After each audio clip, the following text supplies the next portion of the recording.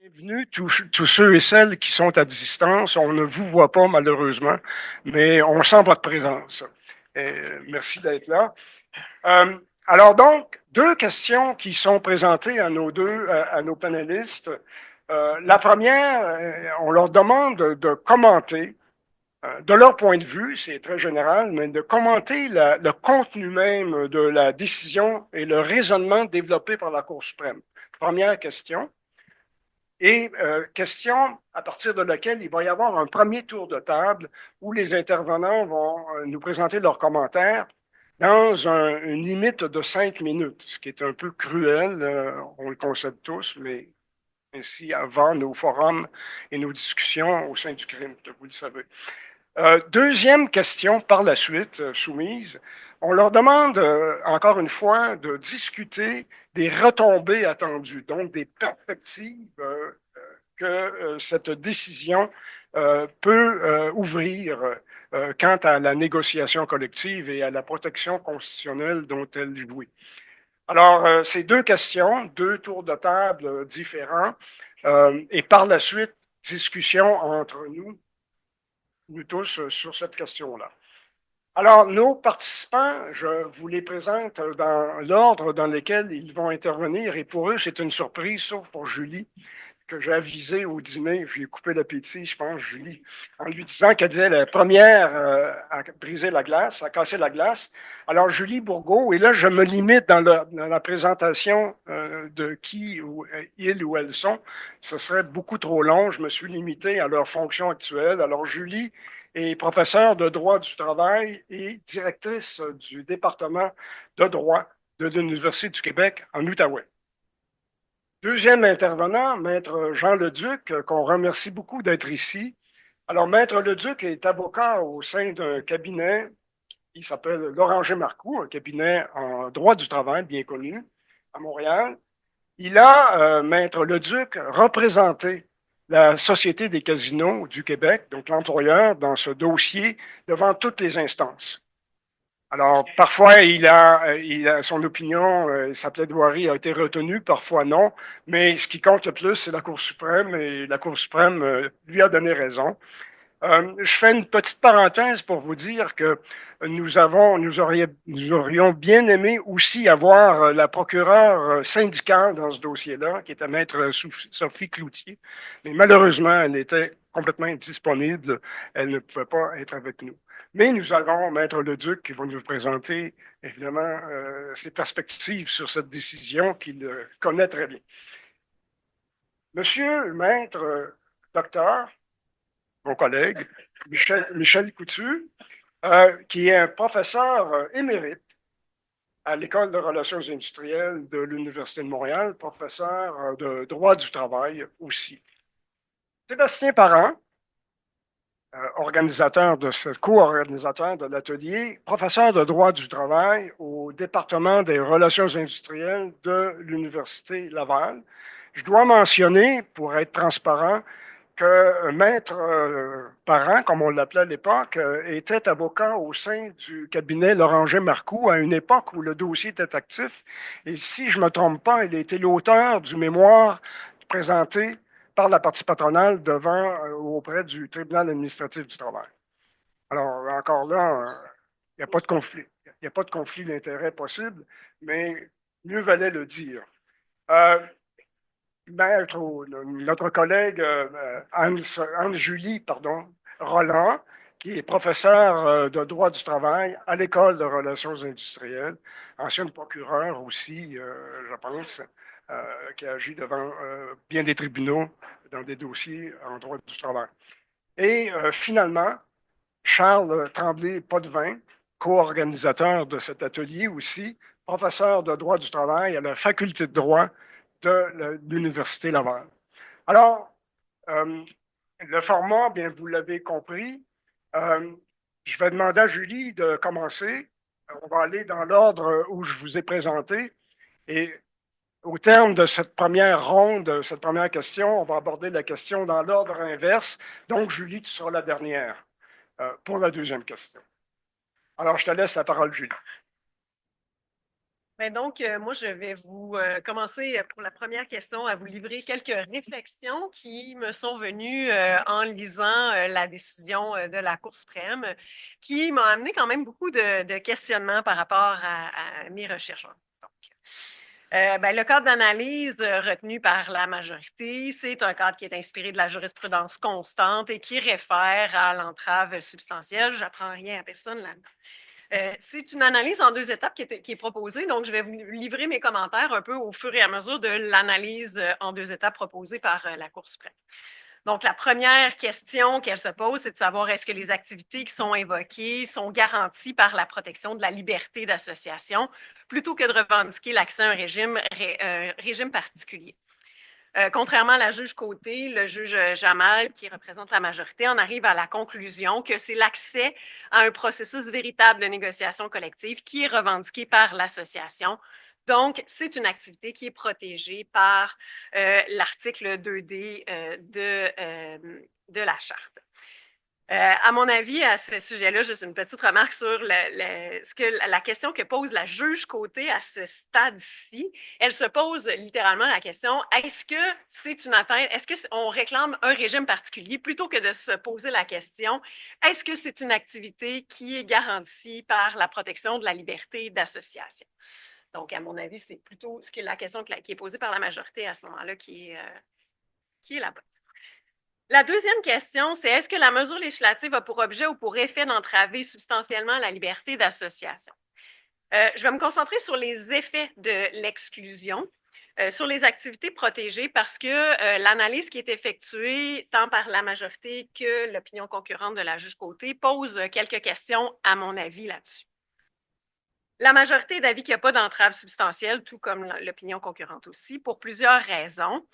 On dit notamment que les cadres ont été en mesure de se regrouper pour former une association, qu'il y a un protocole d'entente qui a été conclu avec l'association, qu'elle peut s'adresser aux tribunaux et solliciter des réparations pour toute entrave substantielle. À mon avis, cette analyse tient plus ou moins compte des difficultés qui ont été rencontrées par l'association dans l'exercice des activités qui sont protégées, donc celles qui ont été identifiées dans la première question. Puis qui avait été énoncée dans la décision du tribunal administratif du travail, mais aussi dans la décision du comité de la liberté syndicale, puisqu'il y avait eu une plainte au comité de la liberté syndicale plusieurs années auparavant, et le comité de la liberté syndicale avait énoncé qu'il y avait plusieurs lacunes concernant les mesures de protection, notamment contre les actes d'ingérence. Surtout par rapport aux tentatives de restreindre les facilités accordées pour s'occuper des activités des associations, des demandes de libération refusées, etc. Alors que le juge Jamal rappelle au paragraphe 30 de la décision que les juges majoritaires dans l'affaire Police Montée, sur laquelle est fondée leur décision, je vous le lis, le passage, qu'il faut essentiellement déterminer si les mesures en question perturbent l'équilibre des rapports de force entre les employés et l'employeur que l'alinéa 2D vise à établir, de telle sorte qu'elles interfèrent de façon substantielle avec un processus véritable de négociation collective. Donc, pour être une entrave substantielle, ce qu'on vient de dire là-dedans, c'est qu'il faut voir est-ce que ça perturbe l'équilibre des rapports de force. À mon avis, quand on a de la difficulté à exercer le droit à la négociation collective, il y a quand même une certaine perturbation de l'équilibre des rapports de force qui se pointe à l'horizon. Il mentionne aussi au paragraphe 57 qu'il est notoire que la liberté d'association vise précisément à remédier l'inégalité des rapports de force dans la société. Par contre, après avoir mentionné ces deux éléments-là dans le cadre d'analyse, il n'y revient pas du tout lorsqu'il fait l'analyse, l'application du cadre d'analyse aux faits. Donc, on ne revoit pas cette considération-là dans les motifs du jugement. Le troisième point sur lequel je voudrais revenir, c'est encore une fois sur l'entrave substantielle. 2 minutes, parfait. Donc, on a un critère, en fait, qui découle de l'entrave substantielle selon le cadre d'analyse qui est utilisé. Pour que l'entrave soit considérée substantielle, en référant à l'arrêt Dunmore, on énonce qu'elle doit être attribuable à l'État plutôt qu'à un acteur du secteur privé. Au départ, le juge nomme l'arrêt Dunmore en disant, ben, le critère, c'est est-ce que l'État a orchestré, encouragé ou toléré d'une manière substantielle la violation. Pour moi, il y a quand même une bonne différence entre orchestré, qui est vraiment quelque chose qui serait dans l'objet même de la loi, qui viendrait poser une entrave substantielle, encourager, qui a un degré quand même un peu moindre, et tolérer une entrave substantielle. Donc, tolérer, c'est quelque chose, j'ai sorti les définitions et je trouvais que c'était intéressant. Donc, dans la définition du petit Robert, tolérer, on le dit, laisser se produire ou subsister une chose qu'on aurait le droit ou la possibilité d'empêcher. Donc, pour moi, il y a quand même une bonne différence entre ces trois termes-là. Malheureusement, on le dit encore une fois dans le cadre d'analyse que c'est ça le critère, mais quand on en revient à juger de la responsabilité de l'État, on exige vraiment on dit qu'il n'y a pas de preuve qu'elle a orchestré, encouragé ou toléré la violation, que la preuve ne démontre pas que l'omission de la société de respecter le protocole ou de négocier de bonne foi avec l'association découle de l'exclusion législative. Ça me semble quand même un peu paradoxal de conclure que l'exclusion du régime législatif n'orchestre pas, n'encourage pas ou ne tolère pas, à tout le moins tolérer, une entrave substantielle, alors que, d'une part, la majorité au paragraphe 28 signale avec approbation que la liberté d'association dans le contexte des relations de travail est principalement tributaire d'une protection légale. Et d'autre part, que le comité avait demandé au gouvernement d'amender le Code du travail. Je pense que j'ai terminé, donc voilà. Enchaîner sur ce que Julie dit, tolérer une violation à la liberté d'association, encore faut-il qu'il y en ait une. Et là-dessus, oui, là-dessus, j'aurais le coup de vous dire ce que je dis toujours à mes collègues, particulièrement mes jeunes collègues, les faits conditionnent le droit. La situation factuelle particulière ici, notamment le non-exercice de recours par l'association au fil du temps, et je suis sûr que mes collègues vont en parler abondamment tantôt, Abdel Dacour est arrivé à la conclusion qu'il n'y a pas ici une preuve suffisante pour conclure à une entrave substantielle à la liberté d'association, ce qui permettait d'évacuer justement les autres choses. Mais moi, ce que j'ai le goût de vous parler, étant donné que j'ai seulement 5 minutes pour l'instant, j'ai fait une présentation avec Sophie Cloutier, qui représentait l'Association des cadres dans le dossier, et on a intitulé notre présentation de la façon suivante. L'Association des cadres, le jugement de la Cour suprême. Qu'est-ce que la Cour suprême dit? Qu'est-ce que la Cour suprême ne dit pas? Et qu'est-ce que la Cour suprême veut dire? J'ai le goût, mes collègues vous parleront sans doute, comme je viens de le faire, de ce que la Cour suprême dit. J'ai le goût de vous parler de 3 choses dont la Cour suprême ne traite pas, mais qui sont importantes parce que ce sont des éléments fort importants qui avaient été retenus par le TAC pour conclure à une entrave substantielle à la liberté d'association. Le premier, la détermination du groupe représenté et le caractère représentatif. Là, on est vraiment dans du droit du travail pur, là, rapport collectif de travail 101. Je ne sais pas si c'est encore 101, dans mon temps, c'était ça. Là. La détermination du groupe représenté, l'unité de négociation appropriée. Quand les employeurs et les syndicats ne s'entendent pas, c'est le tribunal qui détermine l'unité appropriée. Le caractère représentatif, est-ce que pour cette unité appropriée-là, l'association a le caractère représentatif? Une question d'ailleurs pour laquelle l'employeur n'a pas, en vertu du Code du travail, intérêt juridique pour s'en mêler. Hein? Alors, pour le TAT, ces 2 éléments-là, c'est-à-dire de circonscrire l'unité visée ou le groupe visé, parce qu'ici, il y avait une mésentente entre l'employeur et l'association sur le groupe visé, et par la suite, sur comment calculer le caractère représentatif de ça, c'était, selon le TAC, laissé à la discrétion de l'employeur. Moi, je dirais plus que ça découle d'une négociation, mais il y a une chose qui est certaine, c'est qu'il n'y avait pas un tiers qui pouvait l'arbitrer en cas de mésentente. Pour le TAC, il s'agissait là d'un élément qui démontrait qu'il y avait une entrave substantielle. Un des éléments, évidemment, c'est une balance, là, qui démontrait qu'il y avait une entrave substantielle à la liberté d'association. Position de la Cour suprême sur la question. Rien. Zéro, nada. Pas un mot de la Cour suprême sur le fait que il n'y a pas un mécanisme qui peut permettre de dénouer les impasses en cas de mésentente sur le groupe à représenter et sur le caractère représentatif. Pour les tenants du fait que cet élément-là fait partie de la liberté d'association, je dirais grosse épine dans le pied. Parce que c'était clairement un élément retenu par le TAC et c'est clairement un élément qui n'est pas discuté par la Cour suprême. Qu'est-ce que ça veut dire? Moi, je suis un praticien, je laisse ça à mes amis de réfléchir plus longuement là-dessus. L'autre élément, et lui, il m'apparaît fort important, c'est le monopole de représentation syndicale. Ici, l'Association des cadres représentait 180 des 220 superviseurs des opérations à l'emploi de ma cliente. L'association voulait représenter les 220, même si elle ne représentait que quand même beaucoup, là, 180 sur 220, mais la Société des casinos reconnaissait uniquement le statut de l'association à l'égard de ces 180-là. Entrave à la liberté d'association, on veut représenter le groupe, le fait qu'on ne représente pas tous dilue notre pouvoir de négociation, etc.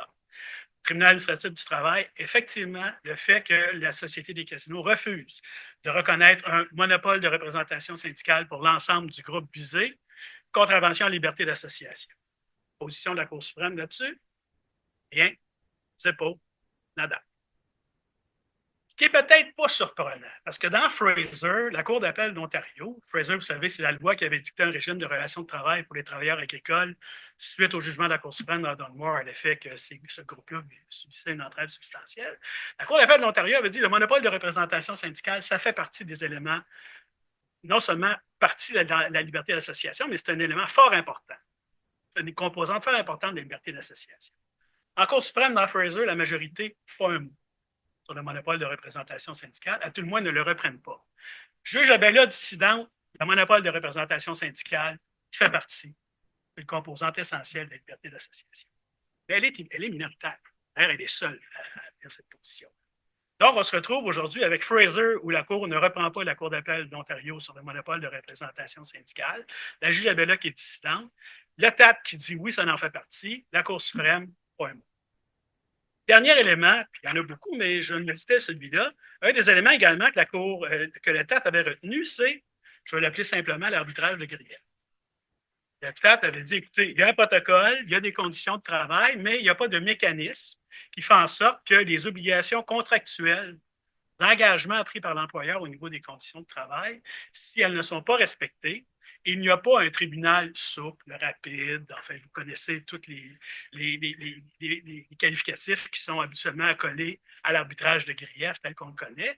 Donc, le TAT avait dit ça prend la possibilité de s'adresser à un tribunal spécialisé en cas de mésentente concernant l'interprétation et l'application des conditions de travail convenues entre les parties ou établies dans l'entreprise.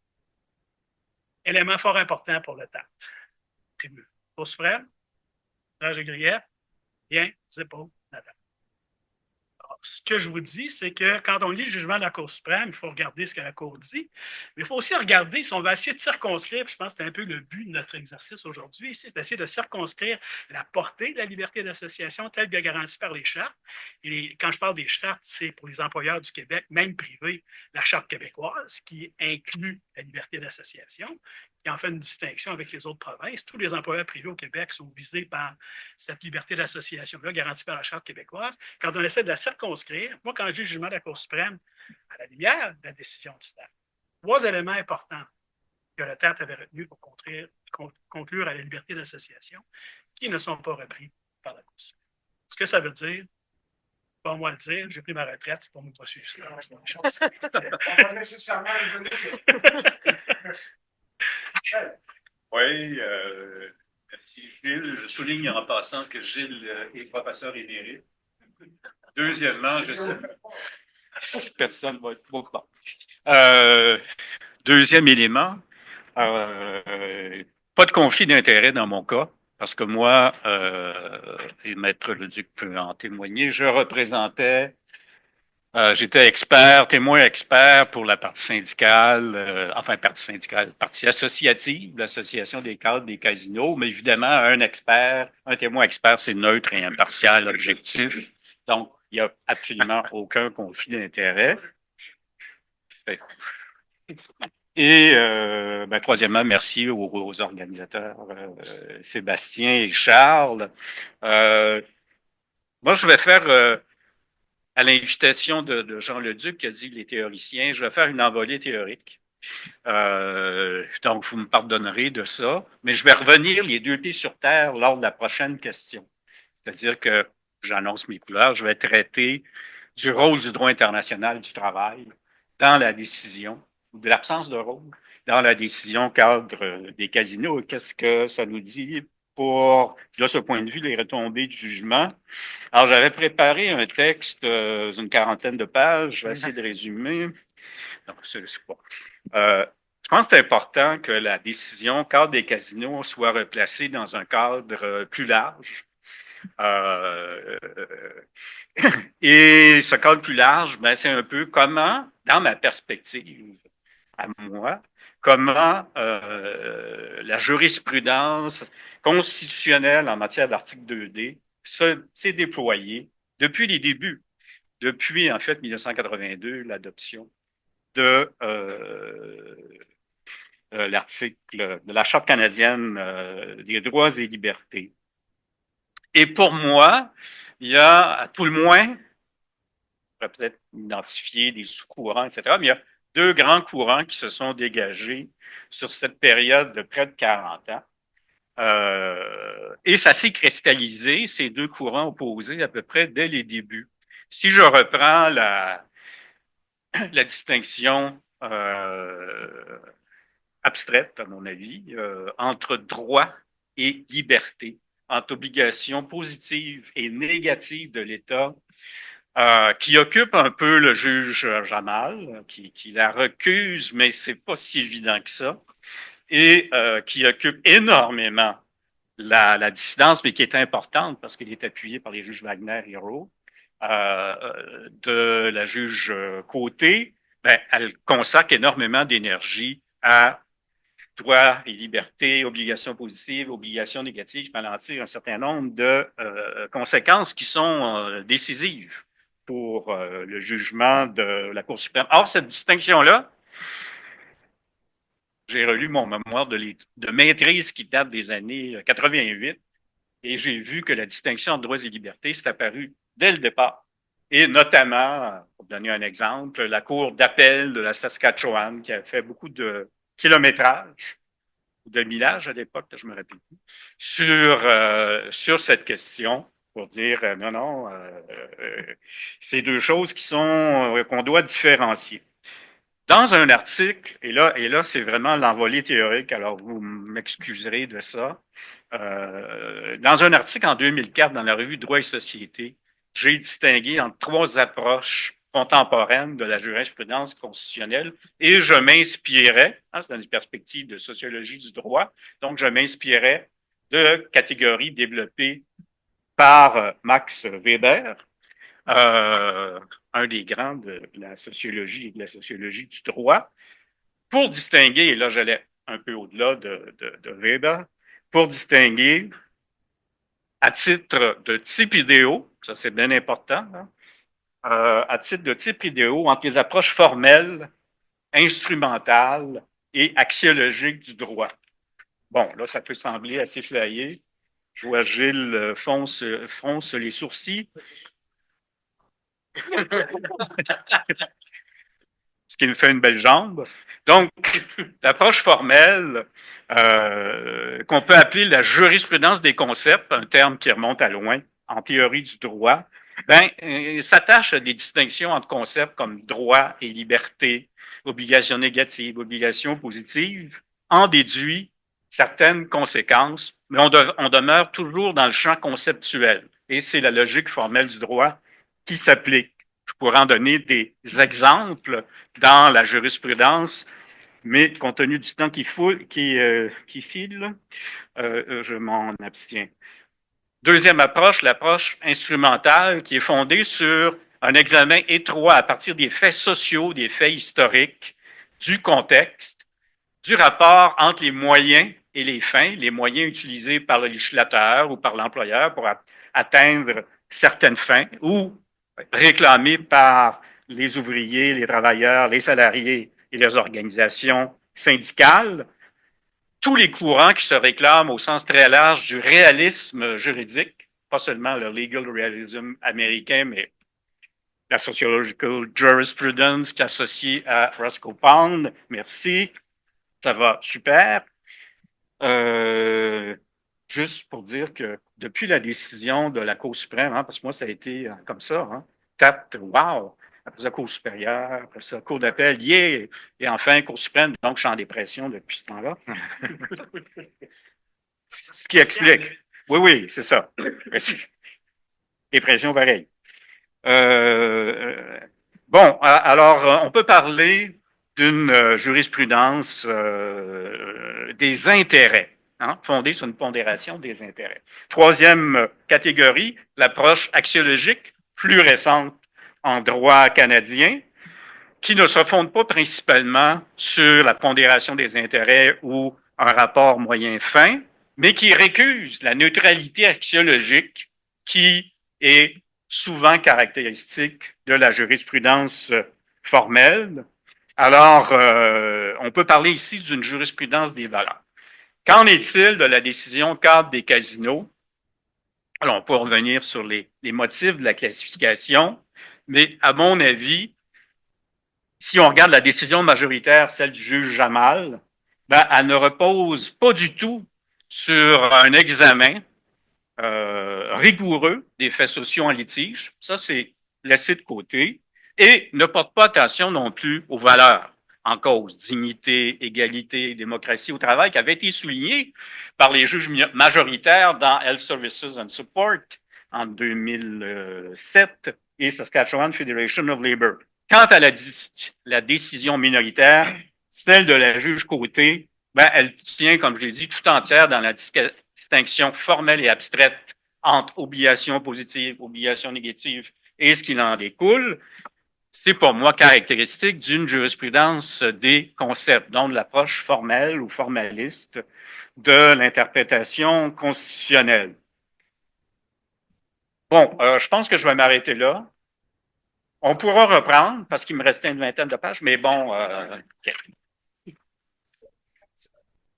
Oui, alors le dossier de la Société des casinos du Québec, c'était pas un dossier qui était en soi facile parce que si on se souvient bien, une année avant que le TAT rende la première décision dans le dossier, il y a la trilogie de 2015 et dans l'arrêt APMO ou police montée, la Cour suprême vient tout juste de prononcer l'inconstitutionnalité d'une exclusion légale d'un régime et l'ACSCQ s'appuyait beaucoup sur cet arrêt-là qui venait appuyer justement sa contestation d'une exclusion d'un régime.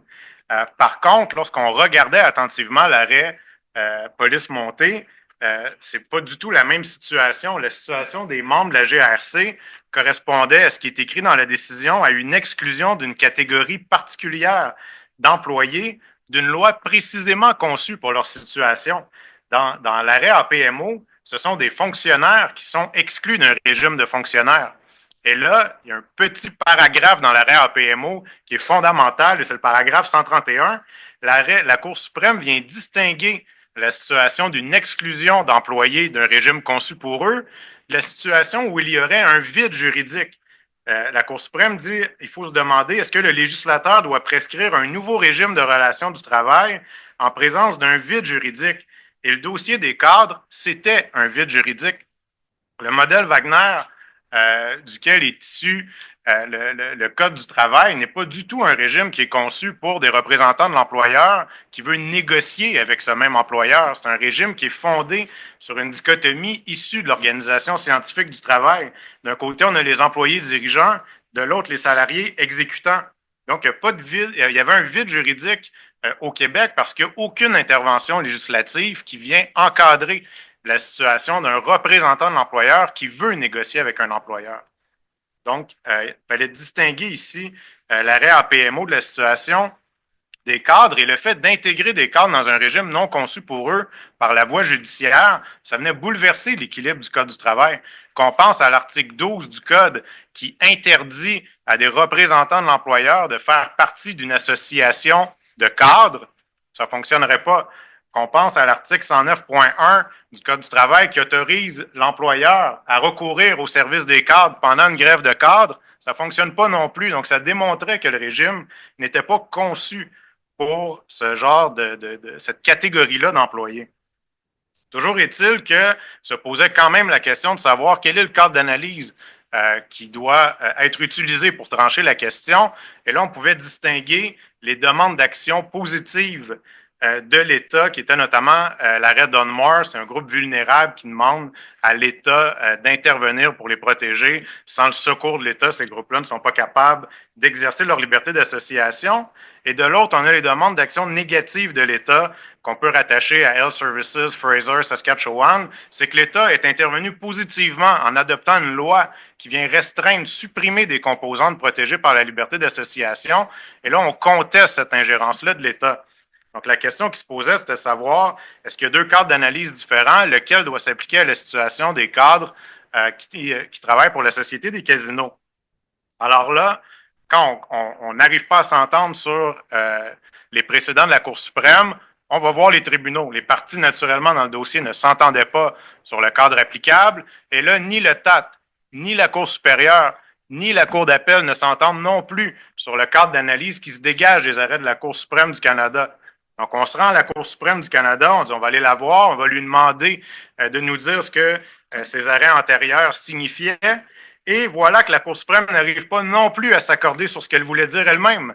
Et là, c'est fondamental, la décision repose essentiellement là-dessus. C'est quel est le bon cadre d'analyse? C'est ça les échanges qu'il y a entre les motifs concordants et les motifs majoritaires. Donc, on assiste à un dialogue entre deux courants à la Cour suprême. La majorité nous dit qu'il y a un seul cadre d'analyse qui se dégage de nos arrêts antérieurs. Les motifs concordants de Wagner et Côté en identifient deux. Tout cela pourquoi? Pour arriver finalement à peu près au même résultat. Les juges Wagner et Côté appliquent le test en 3 volets de Dunmore. Pour le juge Jamal qui écrit les motifs majoritaires, les 3 conditions de Dunmore sont des facteurs délimitant de son test unique. Mais en fin de compte, malgré les 2 tests applicables, c'est le 3e facteur de Dunmore qui est venu unanimement rejeter la requête de l'Association des cadres du casino, c'est qu'on n'a pas réussi à démontrer que l'État était responsable de l'entrave substantielle à leur liberté d'association, si tel il était qu'il en existait une. Donc, la situation des cadres ici était bien différente de celle qui avait donné lieu à une intervention positive de l'État dans l'arrêt Dunmore. Lorsqu'on lit les faits de Dunmore, Jean a parlé tout à l'heure du droit, des faits qui venaient conditionner l'application du droit. Quand on lit Dunmore, on assiste quasiment à une pièce théâtrale dramatique. Les travailleurs agricoles de l'Ontario sont peu payés, ont de mauvaises conditions de travail, sont peu qualifiés et peu instruits, jouissent d'une faible reconnaissance et d'une mobilité professionnelle limitée, et en plus, ils font l'objet de pratiques déloyales de leur employeur. Qui n'est pas attristé par ces propos dans la salle? Tout le monde sont touchés par cette situation-là. Les cadres, c'était d'un point de vue factuel une autre histoire. Il fallait qu'ils viennent mettre eux-mêmes en scène leur propre tragédie, et je pense qu'ils n'ont pas réussi à émouvoir la Cour suprême avec le dossier tel qu'il était présenté. Ils n'ont pas réussi à démontrer qu'ils étaient incapables d'exercer leur liberté d'association sans le secours de l'État. Il ne s'agissait pas de comparer leur situation avec celle des travailleurs qui sont assujettis au Code du travail, mais bien de venir dépeindre un portrait similaire à celui des travailleurs agricoles de l'Ontario. Le modèle Wagner n'a jamais été constitutionnalisé par la Cour suprême. C'était donc un mauvais point de comparaison pour venir justement démontrer leur vulnérabilité. On peut là-dessus se questionner sur la stratégie de la CSCQ de démarrer leur contestation constitutionnelle par le dépôt d'une requête en accréditation en vertu de l'article 25 du Code du travail. La requête demandait clairement de bénéficier de tous les droits et privilèges reconnus par le Code du travail. Et ça, à mon avis, ça venait mal positionner leur position, parce que la position qui est retenue dans l'arrêt Société des casinos, elle est cohérente avec tous les arrêts antérieurs de la Cour en matière de liberté d'association, qui martèlent que cette liberté-là ne donne pas accès à un modèle particulier de relation du travail. Et là, on en demandait un. On dépose une requête pour être intégré dans ce régime-là. Donc, je vais m'arrêter ici pour respecter le temps que j'ai moi-même attribué.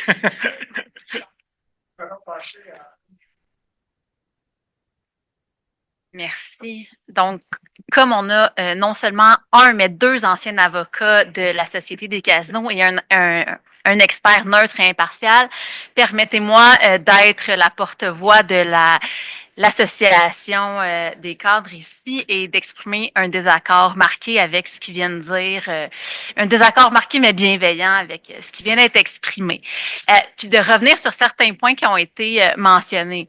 Donc, la majorité de la Cour suprême, et je m'attarde surtout à la majorité et non aux autres motifs, là, conclut que les SDO, là, que l'exclusion législative n'avait pas pour effet d'entraver la liberté d'association des SDO qui étaient en mesure de s'associer, de négocier. Et la majorité fait peu de cas du caractère volontaire de cette reconnaissance-là, que je dois dire parcimonieuse par l'employeur, sous réserve de mentionner que ce n'est pas en soi une entrave substantielle. Et à mon sens, ce n'était pas une question périphérique, c'était plutôt au cœur du litige. Et ça se constate quand on lit la décision du TAD. Et j'inclus là-dedans la question de la représentativité, la base de représentativité.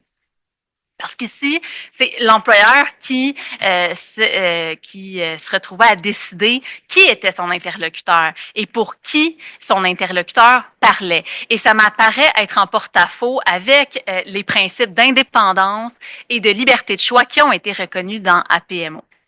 Et c'est dans ce contexte-là que la position de la majorité m'apparaît très dangereuse en ce qu'elle place les associations à devoir négocier leurs propres conditions d'existence face à l'employeur, alors qu'elles se retrouvent exclues du régime et donc avec peu, voire pas, de rapport de force face à l'employeur. Et c'est là où la responsabilité de l'État, à mon avis, se trouve.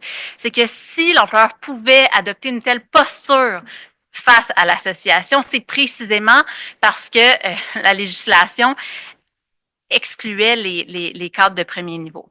Donc, vu dans cette perspective-là, à mon avis, la législation participait à maintenir le déséquilibre de rapport de force ou, à tout le moins, tolérait cette posture-là déséquilibrée.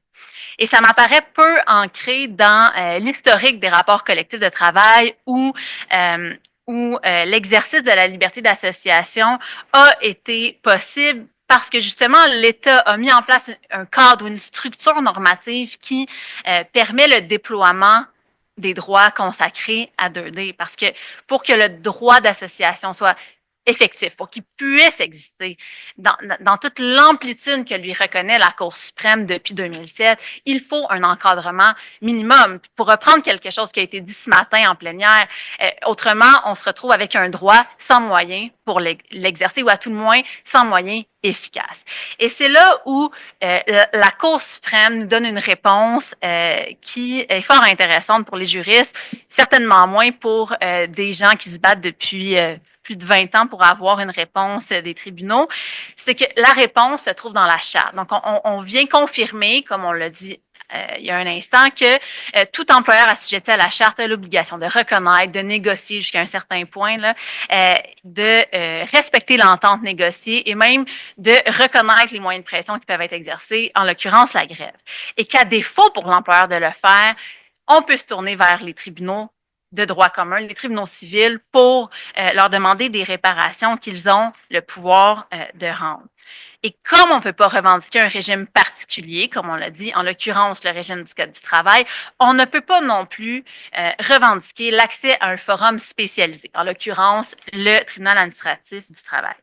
Et c'est là où ça m'apparaît, avec beaucoup d'égards pour la Cour suprême, peu abouti comme argument, tant sur le plan pratique que sur le plan de la logique interne. Parce que quand une association va se retrouver devant les tribunaux de droit commun pour demander de mettre en pratique, ou de mettre en œuvre plutôt de façon pratique, le droit d'association prévu à 2D, les tribunaux vont devoir, une fois la démonstration de l'entrave substantielle faite, façonner les contours d'un régime particulier pour répondre de façon pratique, pour résoudre le litige, vont devoir façonner les contours d'un régime quelconque de négociation, de représentation collective. Et là, concrètement, qu'est-ce que ça veut dire? Donc, ici, dans le dossier, l'association avait une assise juridique double, à la fois contractuelle, sur la base du protocole d'entente où l'employeur reconnaissait l'association sous réserve des paramètres qu'il définissait lui-même, mais aussi une assise fondée sur la charte. Prenons l'exemple d'une association qui n'aurait pas de reconnaissance volontaire. Elle frappe à la porte de la Cour supérieure. quelle association peut prétendre représenter les travailleurs? Sur la base de quoi est-ce qu'on accorde cette reconnaissance-là? Est-ce qu'il faut nécessairement un syndicat institué en vertu de la loi sur les syndicats professionnels ou une association bona fide au sens du Code du travail suffit? Quel groupe est-ce qu'on peut prétendre représenter? Comment on évalue le caractère représentatif? Un vote, des cartes, je ne sais trop. C'est quoi le pourcentage? Est-ce qu'il y en a un? C'est lequel? C'est celui du Code du travail? C'est un autre? On ne le sait pas. Et là, complexité supplémentaire, qu'est-ce qui arrive s'il y a deux associations qui se présentent pour être reconnues face au même employeur? Qu'est-ce que la Cour supérieure va faire? Donc, et ça, c'est juste pour ce qui est de l'aspect reconnaissance de l'association. Là, nous pourrons parler de la grève sans contrainte ou en dehors du régime du Code du travail qui est tout un casse-tête. Mais tout ça pour dire que, à mon avis, c'est un exemple pratico-pratique, mais qui démontre, à mon sens, comment l'approche de la Cour suprême, elle est à très courte vue pratico-pratique. Et justement, c'est parce qu'elle est peu ancrée dans la réalité matérielle des rapports collectifs de travail. J'ai un dilemme parce que j'avais préparé des points, mais comme j'ai le privilège de passer en dernier, je me dis que je pourrais rebondir sur ce qui a été dit. Alors, je vais essayer de faire un peu des deux, ce qui risque de donner un discours décousu, je m'en excuse d'emblée. Je veux, à l'instar d'Anne-Julie, moi-même, je n'ai pas participé au dossier, je suis neutre également, et j'ai même pas été témoin expert dans le dossier. D'apparence encore plus grande d'impartialité. Mais donc, j'aimerais rebondir un peu à partir justement de ce que Michel disait à propos de la distinction entre obligation positive versus obligation négative. Une distinction qui remonte effectivement à 1987, où on disait que, d'une part, dans la trilogie de 1987, la Cour suprême disait le législateur, c'est-à-dire le droit de négocier collectivement et le droit de grève ne sont pas des droits reconnus par la Constitution. Et deuxièmement, le législateur n'a pas d'obligation positive de légiférer pour encadrer l'acteur syndical. Et il y a eu une première brèche qui a été ouverte dans cette approche-là en 2001 dans l'arrêt Dunmore, où la Cour suprême n'est pas venue reconnaître le droit de négociation collective tout de suite, mais a reconnu, dans certaines circonstances, une obligation positive de légiférer en ce qui a trait en 2001 aux travailleurs agricoles de l'Ontario. Et c'est à ce moment-là, en 2001, que la Cour suprême a introduit le critère de l'entrave substantielle, en disant, puisque là, on demande à l'État d'agir positivement, il faut démontrer pas seulement une atteinte à la liberté d'association, mais une entrave substantielle à cette liberté, engendrée par l'omission de l'État de ne pas légiférer. Et en 2007, dans l'arrêt Health, la Cour suprême nous dit, elle vient reconnaître pour la première fois le droit constitutionnel de négocier collectivement.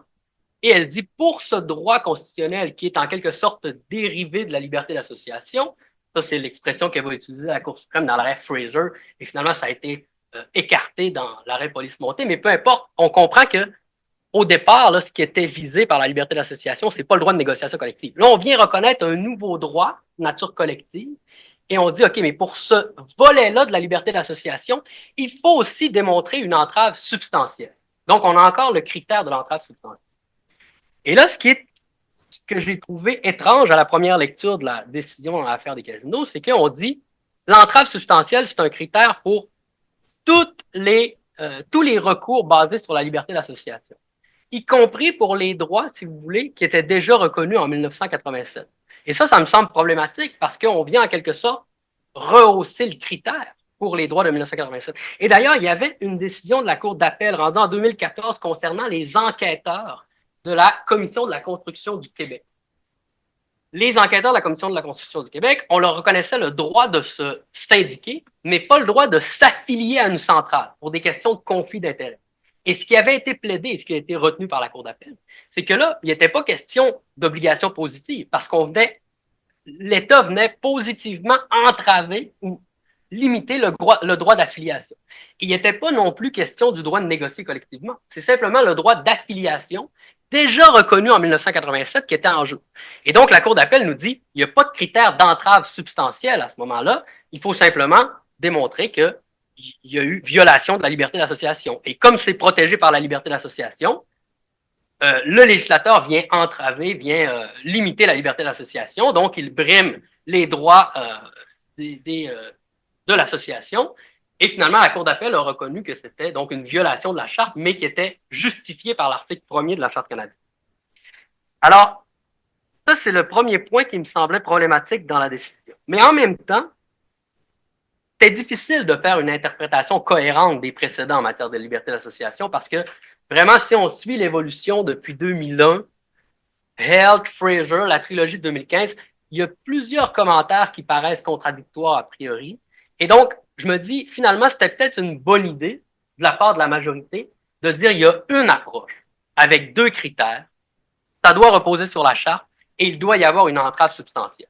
Et la Cour ajoute de manière fort judicieuse, à mon avis, au paragraphe 8, qu'elle dit pas parce que c'est le même critère juridique que ça va être aussi facile de faire la preuve d'une violation lorsque c'est une action positive de l'État versus lorsqu'on demande une action de l'État. Et ça, effectivement, quand c'est le même critère juridique, ça ne veut pas dire que c'est le même type de preuve. Le meilleur parallèle que je vois, c'est en matière de discrimination. En droit, on distingue la discrimination directe, indirecte, systémique. Et la Cour suprême n'arrête pas de marteler que c'est le même, notamment depuis l'arrêt Méorine, ce sont les mêmes critères juridiques, c'est la même chose. Mais évidemment, quand on veut prouver une discrimination directe, c'est pas la même chose que prouver une discrimination indirecte ou une discrimination systémique, qui peut être beaucoup plus difficile à démontrer qu'une discrimination directe. Autrement dit, ce sont les mêmes critères, mais on comprend très bien, logiquement, là, que c'est plus facile de démontrer une responsabilité de l'État quand l'État vient nous empêcher de faire un acte associatif versus quand l'État décide de faire un régime qui est peut-être pas conçu pour tout le monde et que finalement, il laisse d'autres catégories de salariés dans le vide juridique. À ce moment-là, rattacher la violation de la Charte à la responsabilité du législateur lui-même, on comprend tout à fait que ça va être beaucoup plus difficile sur le plan de la preuve. Et lorsqu'on veut démontrer cette entrave substantielle, un problème qui me semble récurrent, c'est que on se fonde souvent sur le modèle Wagner, justement. Donc là, je rebondis sur ce que disait Sébastien. Ça, c'est reconnu, c'est clair dans toutes les décisions. La liberté d'association ne vient pas constitutionnaliser un régime de rapport collectif. Mais lorsqu'on parle de, bon, Maître Leduc disait ce que la Cour suprême ne dit pas, la représentativité dont parlait Anne-Julie, le monopole de représentation. La représentativité, ça veut dire reconnaître à partir des cartes d'adhésion, puis finalement déterminer qu'il y a un monopole pour une certaine unité de négociation, puis ensuite mais ça, c'est le modèle Wagner, en fait. Ce que représente l'association, ce sont ses membres. S'il n'y a pas de modèle Wagner, l'association représente ses membres. Et ce que nous dit la Cour suprême, c'est que l'association peut en appeler à la grève envers ses membres. Et les membres, ou les cadres, disons, d'un employeur, ou même de plusieurs employeurs, parce que si on n'est pas dans le modèle Wagner, c'est pas nécessairement monopatronat, ça peut être multipatronat. Et donc, les cadres peuvent décider de faire la grève en dehors de tout régime. Et ça, il y a des potentialités très intéressantes de ce point de vue-là, mais là, on va entrer dans les effets de la décision. Donc, je vais m'arrêter là et ensuite, on poursuivra sur les effets. On va prendre le tour de table dans le sens inverse. Et là, je vous en supplie, respectez le 5 minutes parce que nous n'arriverons pas à la fin en même temps que tout le monde. Alors, on reprend dans l'ordre inverse avec Charles, encore une fois. Très rapidement, ma question, ça va être la suivante. Maintenant qu'on a la décision de la Cour suprême, c'est ça l'état du droit, qu'est-ce que les cadres peuvent faire? Les cadres peuvent faire un appel à la grève. C'est qu'il faut se libérer du modèle Wagner. L'association peut faire un appel à la grève. Les cadres peuvent décider de faire la grève en dehors de tout régime. L'association peut compter notamment sur les cadres qui ont plus de 2 ans de service continu. Les cadres qui ont plus de 2 ans de service continu, s'ils sont congédiés à la suite d'une grève, ils peuvent aller devant le TAT. Et ça, c'est mentionné par la juge Côté, qui n'est pas un argument à négliger, à mon avis. Mais s'ils étaient congédiés par des motifs antisyndicaux, les salariés qui ont plus de 2 ans de service continu peuvent avoir un recours très efficace devant le TAT à l'encontre d'un congédiement injustifié. Mais même les autres cadres, ceux qui n'ont pas 2 ans de service continu, si l'employeur se met à faire des pratiques antisyndicales à cause d'un débrayage. Ce que nous dit la Cour suprême, c'est que l'association peut s'adresser à la Cour supérieure, demander une injonction provisoire, interlocutoire, permanente. Injonction provisoire, c'est une mesure d'urgence, entendue rapidement. Et à partir de ce que nous dit la Cour suprême, je verrais très mal la Cour supérieure refuser d'émettre une injonction s'il est démontré qu'il y a des activités antisyndicales de la part de l'employeur. Donc, en tout cas, il faudrait au moins tester ça sur la base de l'article 49 de la Charte québécoise avant de faire la preuve que les recours sont inefficaces. Mais ce qui est encore plus intéressant dans les potentialités de cet arrêt, et là, je suis conscient là, que c'est une défaite pour les cadres de la Société des casinos qui peut être dure à porter. Mais je ne peux pas m'empêcher de penser d'un point de vue universitaire et intellectuel que, de ce point de vue-là, la décision m'apparaît plus intéressante intellectuellement que son contraire. Parce que les potentialités ouvertes par la décision sont énormes. Ça veut dire qu'on peut se libérer du cadre, du carcan imposé par le Code du travail. Les partis peuvent négocier, pas seulement dans un cadre qui est une instance hétéronome, qui est imposée par le législateur, c'est-à-dire que les partis peuvent, de manière autonome, négocier elles-mêmes leur régime particulier. Et ce régime-là ne sera pas défini, je pense, par les tribunaux de droit commun, mais par les parties elles-mêmes. C'est-à-dire que si, disons, l'Association des cadres veut négocier une façon de mener les négociations et que l'employeur ne reconnaît pas l'association ou ne souhaite pas négocier, il y aura un recours devant les tribunaux de droit commun en matière de violation de l'obligation de négocier de bonne foi. Ou les cadres pourraient recourir à la grève pour forcer l'employeur à engager les négociations, etc. Donc, j'aurais encore plein de choses à dire. Est-ce qu'il me reste 2 minutes? OK, je vais juste mentionner que ça comprend aussi, il y a des potentialités, des retombées potentielles pour tout type de salarié, en fait. Salarié atypique qui cadre mal avec le régime du Code du travail. Ou même, peut-être, et là, il faudrait poser la question aux tribunaux, mais même les salariés visés par le Code, est-ce qu'ils peuvent décider de s'en écarter? C'est ce que semble indiquer la Cour suprême au paragraphe 54, où elle dit « Rien n'empêche aux salariés d'opter pour un autre mode de négociation que celui qui est prévu par le Code. » Moi, je pense notamment aux travailleurs de Walmart qui n'ont pas réussi à se syndiquer parce qu'ils étaient pris dans le carcan du Code du travail, qui s'acquièrent établissement par établissement, parce que ça aurait été très difficile de faire une campagne syndicale à la grandeur du Québec chez Walmart. Mais avec la charte, s'ils peuvent, en vertu de la charte, s'associer, il n'y a rien qui empêcherait d'avoir une association en dehors du Code du travail des salariés de Walmart et de demander à l'employeur de négocier un protocole d'entente pour tous les salariés des Walmart qui sont membres de l'association ou non, etc., selon ce qui reste à être négocié au regard du cadre de négociation. Et l'employeur aurait une obligation de négocier de bonne foi. Et l'association en question pourrait faire un appel général à la grève dans les Walmart du Québec.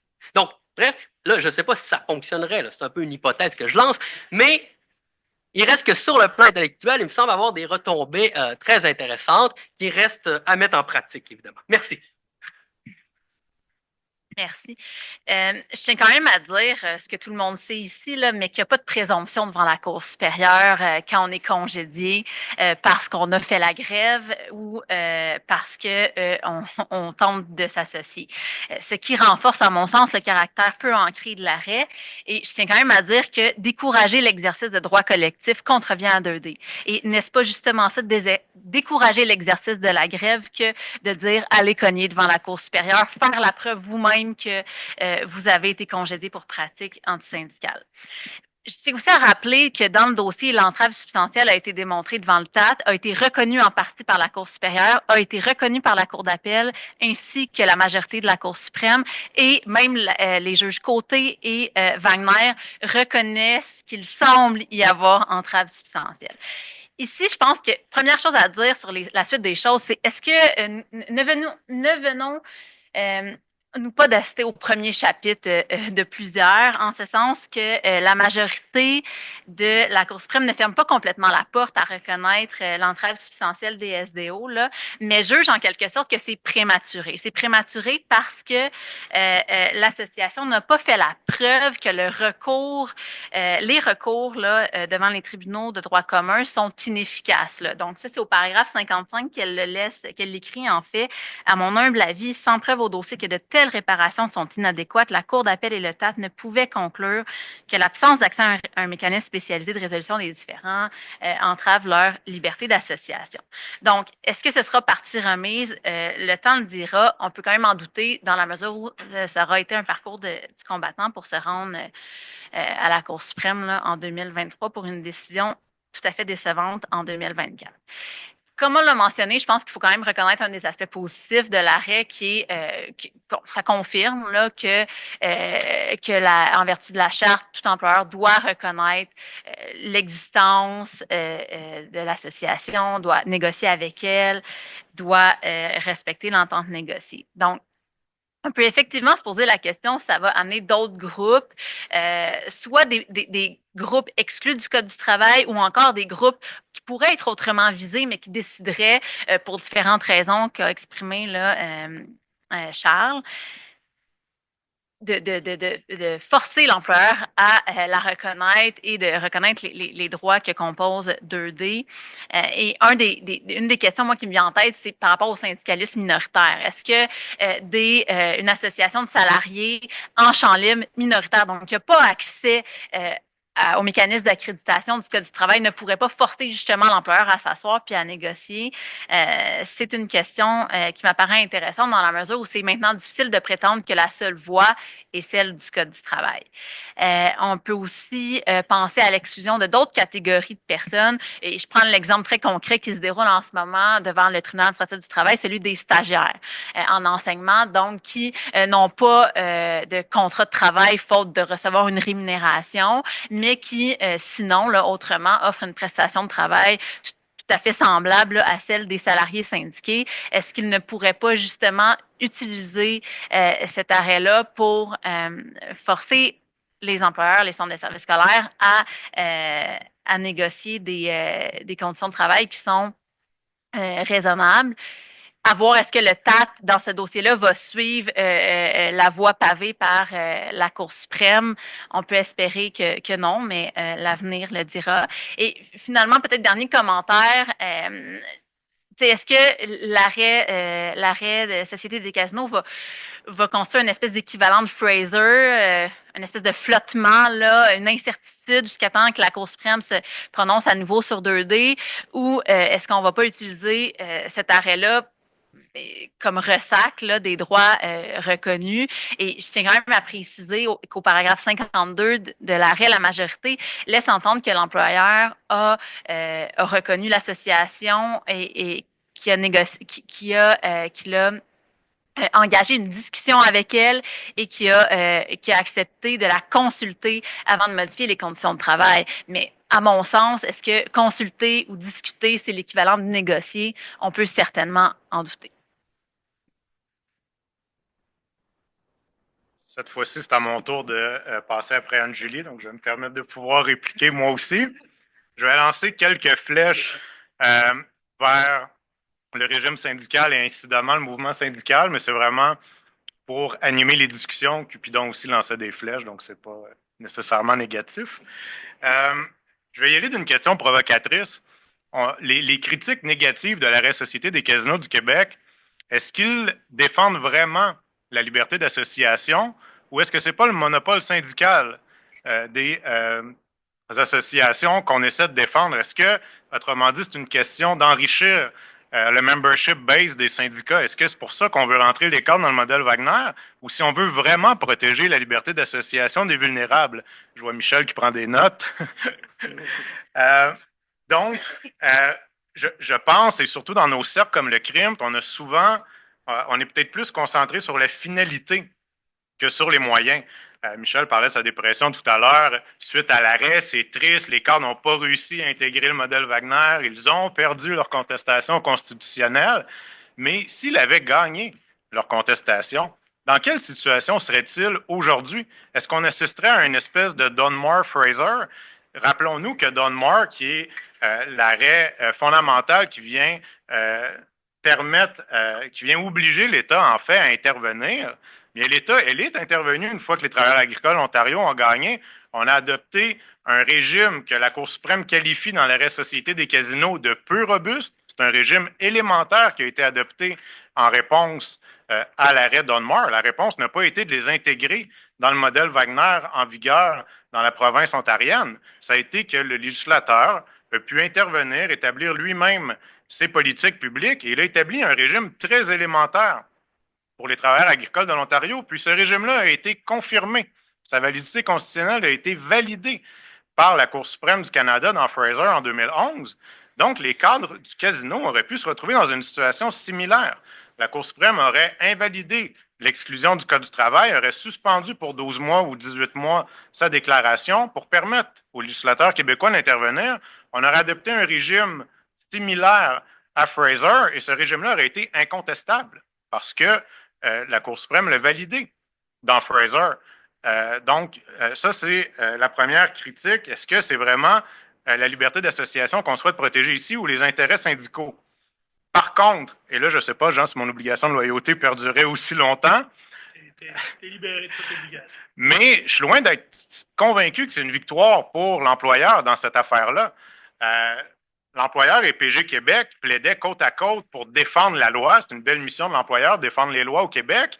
Mais PG Québec a franchi un pas de plus, a dit non seulement l'exclusion ne vise pas à empêcher les cadres de négocier collectivement, mais si entrave substantielle il y a, nous, on n'est pas responsable, on n'a rien fait envers les cadres, c'est l'employeur qui est responsable, puis la balle s'en va dans leur camp. Il y a des recours qui sont possibles en vertu de la Charte québécoise, vous pouvez poursuivre votre employeur. Donc, pour la Société des casinos du Québec, ça ne s'arrête pas là, il y a des litiges qui vont être possibles suite à ça.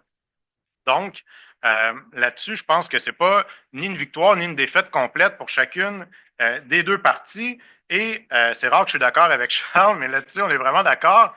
D'un point de vue académique, recherche, je trouve que l'arrêt Société des casinos du Québec amène vraiment des perspectives intéressantes. Et là, on dégage vraiment un régime alternatif fondé sur la Charte québécoise. Et ce régime-là fait en sorte qu'il n'y a pas de limite en tant que telle. La Charte commande une interprétation large et libérale.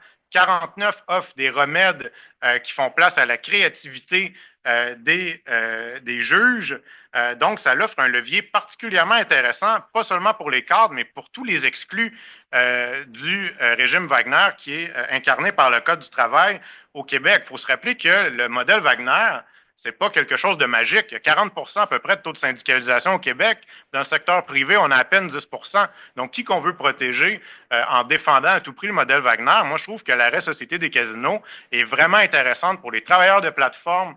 Charles a parlé de Walmart tantôt. C'est un cas extrêmement intéressant. On n'est pas lié ici par la négociation établissement par établissement. Donc, ça ouvre vraiment la porte à plusieurs travailleurs vulnérables, aux associations minoritaires dans les entreprises qui n'arrivent pas à se syndiquer. Oui. Alors, j'avais en tête droit international, bien sûr, je vais en parler, mais je vais aussi, parce qu'il y a beaucoup de choses qui ont été dites, je vais en relever certains éléments. Et la question, c'est quelles sont les retombées? Retombées, est-ce que vous m'entendez bien? Retombées positives. Ben, c'est simple, il n'y en a pas, à mon avis. Le syndicalisme des cadres, et c'est comme ça que ça a été compris par notamment bon nombre d'observateurs du côté patronal, est remis au calendrier grec. Écoutez, pour moi, c'est un déni de justice. En 2006, le Comité de la liberté syndicale de l'Organisation internationale du travail s'est prononcé en faveur de la syndicalisation des cadres au Québec et a demandé au gouvernement du Québec de modifier sa législation pour y faire droit en disant que le Québec était en conflit, en contradiction avec les conventions internationales du travail relatives à la liberté syndicale. Ça, c'était en 2006. On est en 2024 et après les montagnes russes devant les tribunaux, où ils ont gagné, ils ont perdu, ils ont gagné, ils ont perdu, bon, les cadres des casinos du Québec et l'ensemble des cadres au Québec, sauf les quelques-unes qui sont protégés par le Code du travail, les modifications au Code du travail qui ont permis de conserver l'accréditation, notamment des ingénieurs d'Hydro-Québec, des contremaîtres de la Ville de Montréal. Alors, et ça, la Cour suprême, ça a été discuté devant le tribunal administratif du travail, ça a été discuté devant la Cour d'appel. La Cour d'appel, c'est-à-dire, elle a repris ces éléments-là, mais la Cour suprême, dans son formidable détachement de tout ce qui est examen des faits sociaux et de la réalité sociale, n'a pas voulu regarder ni l'histoire de la syndicalisation des cadres au Québec, ni l'histoire de la syndicalisation des cadres en Amérique du Nord. Et quand elle dit, la Cour suprême, l'objet visé ou les effets visés, ben, c'est de protéger les salariés qui sont déjà, en vertu du Code du travail, de cadres qui sont des cadres microscopiques, là, on s'entend, là, les cadres des casinos du Québec, là, ils savent même pas s'ils ont une responsabilité véritable vis-à-vis des employés qui sont supposément sous leur juridiction. Et il faut voir que souvent, les employeurs jouent avec la définition de cadre, hein, on en met plus, mais on leur donne soi-disant des responsabilités qui sont sur papier, mais pour éviter la syndicalisation. Quand on parle du modèle Wagner et qu'il ne faut pas un modèle particulier, je suis tout à fait d'accord, je suis pleinement d'accord avec ça. Mais encore là, le droit international du travail nous montre c'est quoi des régimes, et il y en a de toutes les sortes à travers le monde, et qui ne reposent pas nécessairement sur le monopole de représentation, mais où sont garantis des éléments de base, comme la négociation collective, le droit à la reconnaissance, l'exercice d'un rapport de force, le droit de grève. Alors, modèle Wagner, ça peut être autre chose, mais il faut quand même que le minimum qui est reconnu par le droit international du travail s'y retrouve. Le droit international du travail, pas un mot. Niet, nicht, kein Wort. Hein? Absolut kein Wort. Quant au droit international du travail, le silence total. Sauf du côté Jamal, du côté de la juge Côté,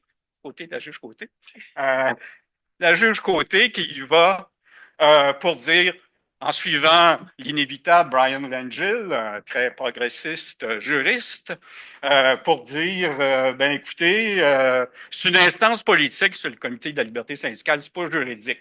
Ils ont rendu 3000 décisions qui sont basées sur un examen. Il suffit de regarder chacune pour un examen étoffé, étendu des faits sociaux, des faits législatifs, bien plus que ce que fait la Cour suprême dans le cas des cadres des casinos. Vous irez voir la décision du Comité de la liberté syndicale sur la syndicalisation des cadres au Québec. C'est autrement plus fouillé au niveau d'une approche en termes de faits sociaux que c'est le cas par la Cour suprême. La Charte québécoise, c'est un espoir quand même, parce que la Charte québécoise, moi je trouve les retombées positives, il n'y en a pas, mais il y a quand même un espace pour la Charte québécoise où il faudrait défendre que la Charte québécoise, elle, est plus proche, c'est ce que disait André Morel, si je ne me trompe pas à l'époque, qu'elle avait été davantage influencée par le droit international, donc on pourrait dire le droit international est quand même important, mais surtout l'activité privée. L'activité non étatique est couverte par comme ça a été dit, est couverte par la Charte québécoise. Donc, ça, c'est important. Et moi aussi, j'adresse un petit blâme ou une petite interrogation au mouvement syndical, c'est-à-dire que alors, mouvement syndical, on sait que le droit du travail, il y a eu deux piliers historiques. L'autonomie collective en dehors du droit de l'État et le droit de l'État qui vient reconnaître finalement, parfois avec enthousiasme, parfois de reculons, certains droits syndicaux. Ben, le mouvement syndical doit s'interroger actuellement. Est-ce qu'on doit, en matière aussi importante que la reconnaissance l'application au Québec des conventions internationales du travail, est-ce qu'on doit s'en remettre aux humeurs changeantes et à la composition changeante des tribunaux, y compris de la Cour suprême? Voilà. Alors, en toute impartialité, comme le professeur Couture. Juste peut-être pour l'avoir vécu de l'intérieur. Essentiellement, ce que l'Association des cadres prétendait, c'est sur la reconnaissance, là, oui, il faisait le débat, mais ce n'était pas là le nerf de la guerre, c'était sur la négociation collective. Hein? Il disait deux choses. On a un protocole d'entente. Okay? Un, ce protocole d'entente-là n'est pas respecté par l'employeur. Donc, une contravention contractuelle. Et deux, ce protocole d'entente-là, de toute façon, ne rencontre pas les exigences de la liberté d'association. Ce n'est pas suffisant. Quand je dis que les faits conditionnent le droit, sur le non-respect du protocole, le juge Côté dit peut-être, le juge Jamal dit peut-être aussi, mais de toute façon, vous aviez des recours et vous ne les avez pas exercés. Donc, vous n'avez pas rencontré votre fardeau de preuves de nous convaincre que vous subissez une entrave substantielle par le non-respect de ce protocole d'entente-là, en n'ayant pas exercé des recours, en n'ayant pas essayé que ça marche. Okay? Et là, on a des relents de Fraser. Fraser, rappelez-vous, dans la loi, sur les travailleurs agricoles, il y avait un mécanisme, un tribunal administratif qui avait été créé. Il disait, ça vaut rien. Et la Cour dit, essayez-le donc. Quand le juge Lebel dit, avec la juge McLaughlin, essayez-le donc. La juge Lebel est dissidente, elle dit, ça ne marchera pas, cette affaire. Mais les juges disent, essayez-le, mettez-le à l'épreuve. Et le blâme, donc, qui est fait sur le volet contractuel des engagements de la société, c'était, pourquoi vous n'avez pas exercé de recours? Et ça, quand le juge Côté me regarde un moment donné maintenant en me disant, Maître Leduc, vous me confirmez qu'il n'y a aucun recours qui a été exercé? Effectivement, Madame la juge, je vous le confirme. Fait que les faits conditionnent. L'autre volet, et pour moi, c'est important, la question de la syndicalisation des cadres. C'est un jugement qui porte sur la syndicalisation des cadres. Mais c'est aussi, quant à moi, on va brasser les affaires un petit peu parce que je vous trouve bien sage. Là. Quand j'étais à l'école, c'était pas comme ça. Peut-être c'est parce que c'est des locaux de l'université ici, mais ça porte aussi sur la négociation collective. C'est quoi la négociation collective protégée par la Charte? On sait jusqu'à maintenant surtout ce que ce n'est pas. Mais qu'est-ce que c'est? Quand on dit que la négociation collective, quand Health Services nous dit que la négociation collective est protégée par la Charte, que la négociation collective, entre autres, ça doit se faire de bonne foi. Ça, c'est Fraser. OK, qu'est-ce que c'est? Sébastien l'a dit tantôt. Le mécanisme dans Fraser, qui a été avalisé par la Cour suprême, là, c'est pas grand-chose. Hein? Si l'employeur fait si l'association doit pouvoir faire des représentations verbales ou écrites, et l'employeur, si elles sont écrites, doit indiquer les avoir reçues, les avoir lues. Point à la ligne. Par contre, la Cour suprême, les juges majoritaires nous disent, mais il doit en tenir compte de bonne foi. Soit, j'écoute ce que vous me dites et je suis de bonne foi. That's it. La juge Abella, dans Fraser, dit, mais non, ça n'a pas de bon sens. C'est pas ça, la négociation collective. C'est bien plus que ça. C'est pas le simple fait d'écouter ce que les gens nous disent, peut-être de bonne foi quand on le fait. C'est plus que ça. Elle est dissidente. Hein? Et est-ce que la décision dans l'affaire du casino nous donne plus d'éléments pour être en mesure de circonscrire c'est quoi la négociation collective protégée par la Charte? Moi, ça m'apparaît très important pour la suite des choses. Et c'est ça la deuxième question. Je vais faire un petit exercice avec vous. Je vais vous exposer un régime, un processus de négociation qui a été convenu entre un employeur et une association. Je vais vous donner les composantes de ce processus-là. Je vais vous faire voter après ça quant à savoir si ça respecte la liberté d'association. Les employés ont en mesure de se regrouper pour former une association. L'employeur a reconnu volontairement l'association.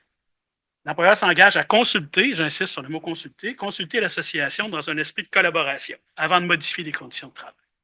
Les parties conviennent de se rencontrer, l'employeur perçoit les cotisations syndicales et l'employeur accepte de libérer des représentants syndicaux pour participer à des activités associatives.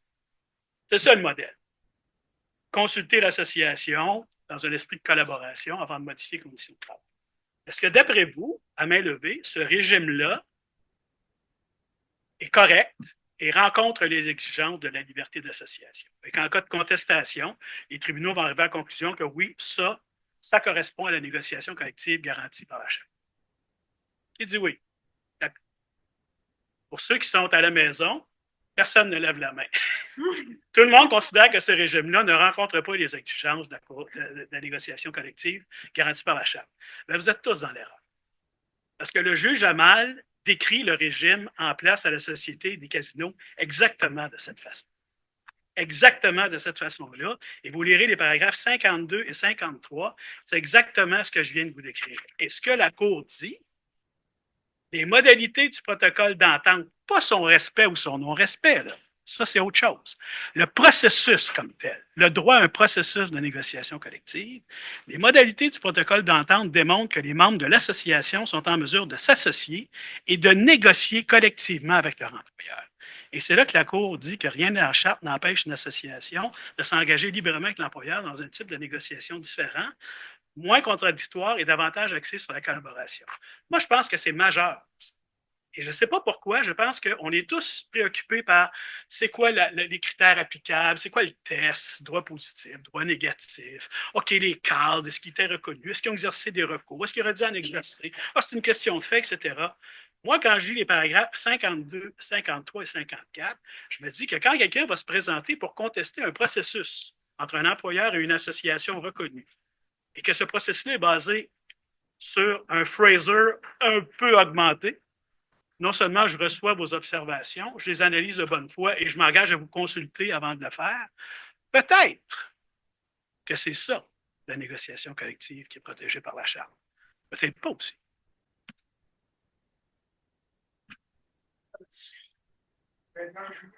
Voilà, il y aurait tellement de choses à dire. Moi, je retiens de la décision en fait, je suis très positive non plus par rapport à ce que ça amène, cette décision-là. Il y a quand même des bonnes choses. Il y a le rejet du critère de la vulnérabilité par la Cour. Donc, on dit que c'est pas nécessaire d'être un travailleur vulnérable pour que l'État soit obligé de faire une action positive. Par contre, la juge Côté, au paragraphe 187, dit que même si on n'a pas besoin de ça, sans constituer une exigence stricte, la vulnérabilité particulière du groupe exclu peut constituer un indice de la responsabilité de l'État. Puis, dans le jugement, ça me semble être un indice très, très, très, très fort. Puis, je me demande même quels autres indices on pourrait utiliser à part la vulnérabilité pour donner accès finalement puis rendre l'État responsable de ça. La possibilité d'exercer des recours alternatifs en l'absence de cadre législatif et même de faire la grève. Bon, le droit de grève, ça, c'est quelque chose de positif, évidemment, qu'on pourrait penser positif. Mais quand on regarde dans l'application de tout ça, bon, le droit de grève, on a le droit de le faire n'importe où, n'importe quand, il n'y a pas de balise, il n'y a rien. Ça va être quoi les balises? C'est quoi la période au cours de laquelle on va pouvoir le faire n'importe quand? Comment est-ce que la mobilisation va être possible pour faire la grève? C'est déjà difficile quand c'est encadré par un régime législatif. Comment est-ce qu'on va pouvoir faire ça sans l'encadrement législatif du droit de grève? Comment les cadres vont en arriver à être assez mobilisés pour décider d'aller faire la grève, surtout après le revers qu'ils viennent de vivre? Et en plus, en sachant, on ne le sait pas si on ne se met pas le pied dans les plats parce qu'il va falloir s'adresser à la Cour supérieure si après ça, on se fait congédier. Et on ne sait pas si on ne va pas se faire congédier puis ça ne va pas être confirmé. Donc, Judy Fudge disait ce matin, « Rights without power is meaningless ». Ben, c'est un peu ça que je considère avec les recours aux tribunaux de droit commun. C'est comme si on sortait un peu tout ce qui touche la relation de travail et le droit du travail, puis qu'on le ramène dans le droit commun, alors qu'au départ, on a constitué le droit du travail pour les inégalités existantes.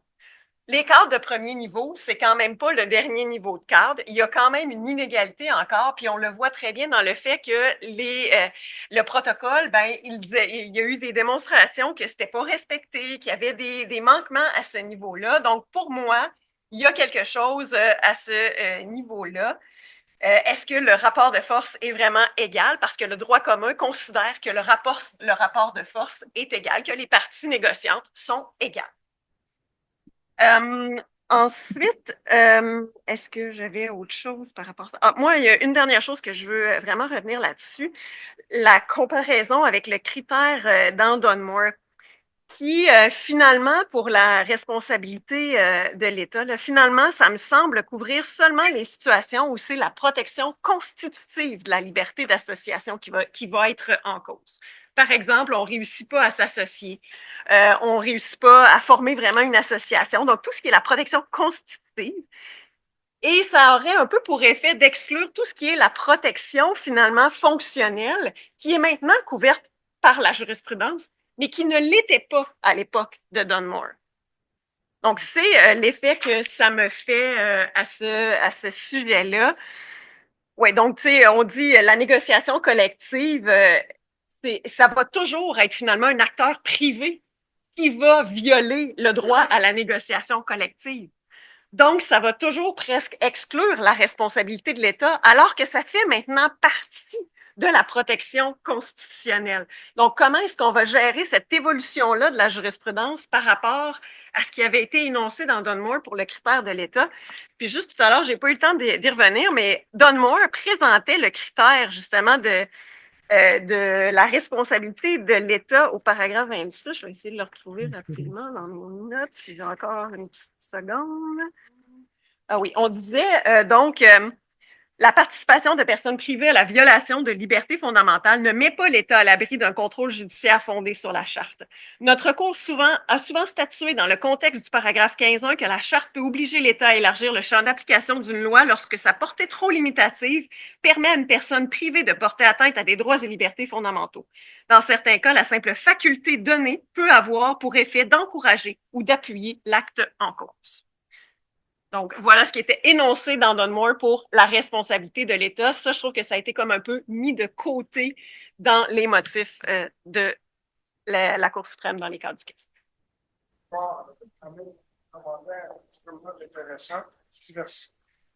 Diversifié, optimiste, plus pessimiste. Mais on est tous d'accord pour dire que c'est une décision d'une grande importance, tant dans ses motifs qui sont dits ou implicites, que dans ses perspectives. Maintenant, ouvrons la discussion. Vous avez entendu comme moi tous ces commentaires. Je vous demanderai de vous identifier. Ça nous permet de mieux nous connaître. Et je vais vous passer le micro. Oui, Jordan Wilson, doctorant à l'Université de Montréal. Je fais ma thèse sur les stratégies de négociation syndicale, puis je m'intéresse à l'essence de la négociation collective. Il y a quelque chose qui me choque fondamentalement là, dans la façon qu'on conçoit la négociation collective, dans la mesure où la négociation, pas collective, la négociation par essence, suppose l'interdépendance des parties qui reconnaissent cette interdépendance-là. Pour rentrer en négociation, il faut que j'accepte d'être interdépendant. Et nécessairement, une négociation collective est différente dans la mesure où l'employeur reconnaît généralement peu son interdépendance envers le syndicat. Il le fait envers les travailleurs, mais pas envers le syndicat. Auquel cas, la négociation collective, c'est pas comme la négociation normale, et j'ai l'impression que la Cour suprême voit ça comme une simple discussion ou un lieu d'échange. La négociation collective est un mécanisme qui présuppose d'avoir des leviers stratégiques qu'on peut activer. Et vous avez tous nommé la question du rapport de force et de l'équilibre, mais finalement, ensuite, après l'avoir nommé, ça a été complètement absent de la discussion. Et là, un peu ma question slash commentaire par rapport au propos de Charles, puis l'espèce de brèche potentiellement qu'on peut ouvrir avec un espèce de régime fantôme, là, si on veut. Là. La paix industrielle, en ce moment, est au désavantage des travailleurs et depuis, là, encore plus en pénurie de main-d'œuvre, mais depuis 45 ans, les employeurs peuvent menacer de fermeture en temps de paix industrielle. OK? Et donc, la réelle arme des employeurs est souvent pas le lockout, mais un narratif de délocalisation qui n'existait pas ou très peu en 77. Le déséquilibre du rapport de force, il est déjà présent dans le cas du travail. Qu'est-ce qu'on ferait du fait que des travailleurs, moi je suis un négociateur de carrière, je pourrais décider pendant la période de maraudage de me désyndiquer, là, de me révoquer et de prétendre à la voix de Charles et de dire, ben moi je fais un wildcat strike demain matin parce que je suis plus lié par absolument aucun mécanisme. Qu'est-ce qu'on pense de ça? Est-ce que c'est réellement quelque chose, est-ce que c'est réellement une brèche qui est ouverte présentement ou le travailleur dont le statut d'emploi est visé par le Code du travail, lui, serait exclu? Et vous comprenez la suite de ma question. S'il serait exclu, est-ce qu'on est en train de dire que le régime général qui avantage, parce que la paix industrielle, et je voudrais vous entendre là-dessus, là, M. Coutu, mais j'ai lu vos trucs, la paix industrielle en ce moment est une violation du droit international. Là. Fait que, si finalement on a une catégorie de travailleurs, par exemple les stagiaires et les cadres qui peuvent faire des wildcat strikes pendant que les travailleurs, eux, qui sont historiquement désavantagés, ne peuvent pas, on n'est pas en train de créer une espèce de chaos complet juridique en ayant omis complètement la question du rapport de force dans la prise de décision. Bref. Alors, écoutez, je vais vous donner un tour de rôle, cette fois-ci en partant comme ça. Michel, ça nous donne à peu près 2 minutes chacun pour clore notre rencontre.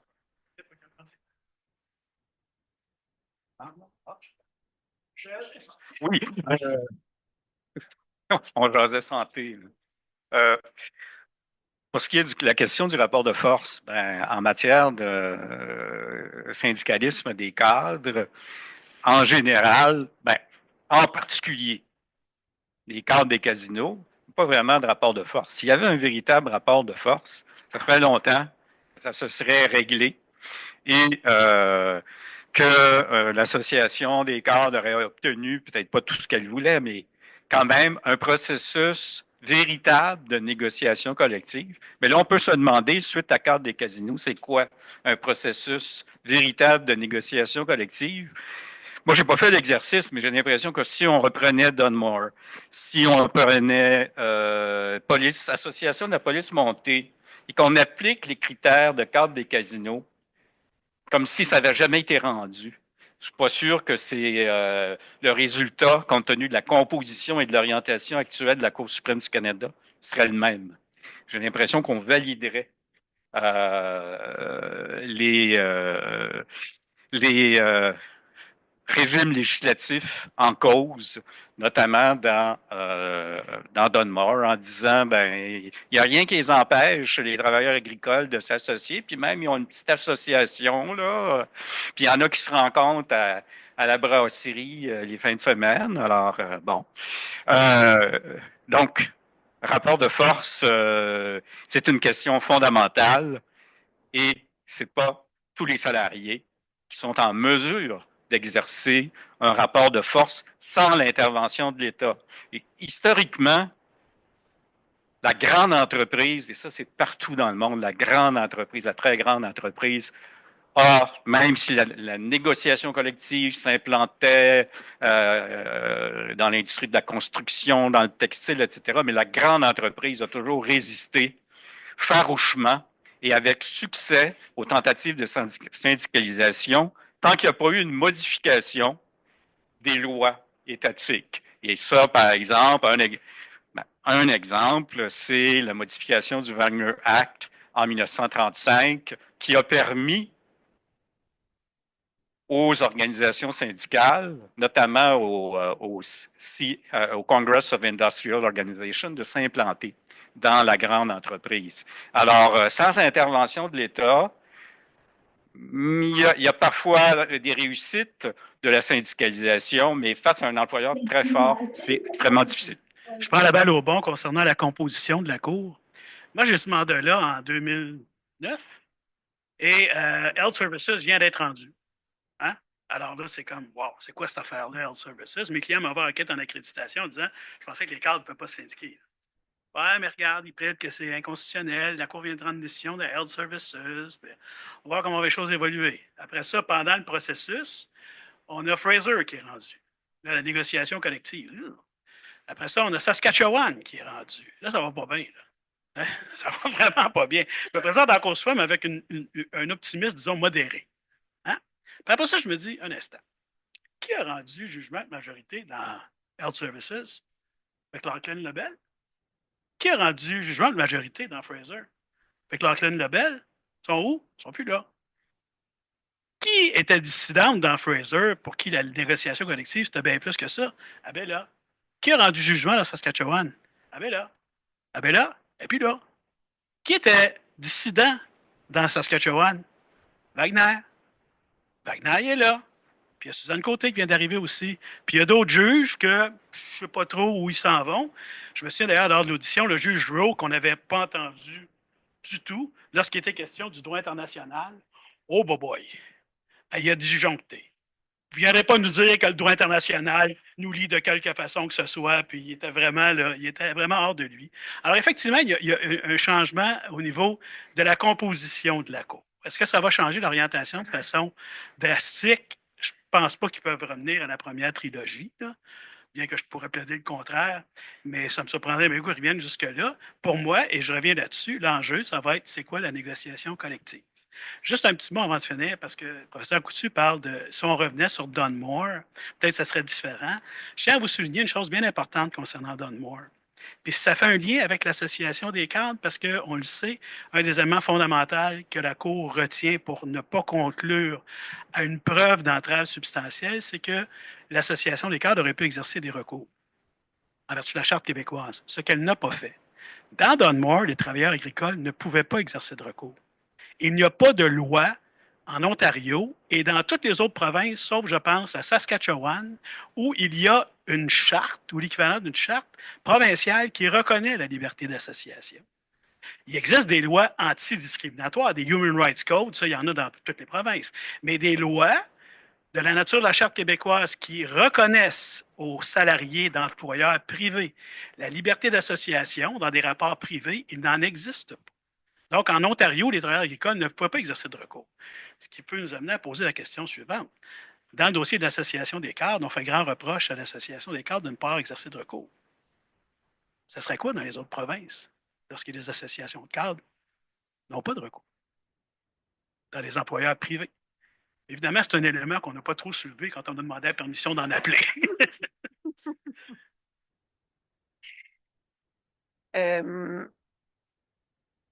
En fait, je dirais, moi, que ce recours-là aux tribunaux de droit commun pourrait même entraîner une judiciarisation des relations de travail, ce qu'on essaie d'éviter depuis plusieurs années, mais là, c'est vers là que finalement la Cour suprême nous amène. Oui, mais voilà. Puis, tout à l'heure, vous parliez de qu'est-ce que ça veut dire la négociation collective, puis dans Fraser, qu'on disait que c'était seulement l'obligation de consulter, etc. Mais dans Fraser, ce qu'il disait, à mon avis, là, c'est aussi, il y a un recours spécifique, exercer le recours spécifique, et on verra comment c'est interprété, si c'est interprété de façon à respecter l'obligation de négocier de bonne foi.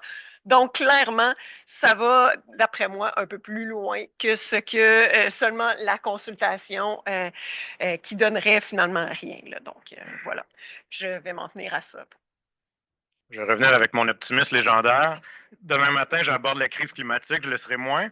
Mais il ne faut pas oublier que ce que la Cour suprême vient dire aux employés, aux travailleurs, c'est la liberté d'association ne vous permet pas d'invoquer, de demander la protection des mécanismes et des mesures protectrices du Code du travail. Mais à l'inverse, il ne faut pas oublier que l'employeur ne pourra pas non plus avoir le réflexe des limites qui sont imposées par le Code du travail. Moi, je me rappelle d'un brillant témoin expert dans une cause qui s'appelait les paramédics d'urgence santé qui nous disait que l'obligation de paix industrielle dans le Code du travail pouvait être attentatoire à la liberté associative. Ce code-là impose un paquet de limites, de restrictions à la liberté d'association. Et là, en vertu de la charte, ces limites-là ne sont pas possibles. L'employeur ne peut pas s'y rabattre. Donc, quand on dit comment on reconnaît l'association, on n'a pas à la reconnaître. Si on s'est créé 5 salariés dans telle entreprise, puis qu'on demande de négocier, puis l'employeur dit « je ne vous reconnais pas », bien là, on invoque en PMO par 3 et 49 la Charte québécoise, puis on a un recours. Jean accroche beaucoup sur l'obligation de consultation. Est-ce que c'est de la négo collective ou pas? Pour moi, ça n'a jamais été un enjeu. Quand j'enseigne 53 du Code du travail sur l'obligation de négocier de bonne foi, je réfère aux paramètres d'Health Services et le TAT le fait dans toutes les décisions portant sur l'obligation de négocier de bonne foi. Dans Health, on dit que ça implique des obligations correspondantes de l'employeur d'écouter les salariés, de discuter avec eux, de consacrer du temps à tenir des rencontres.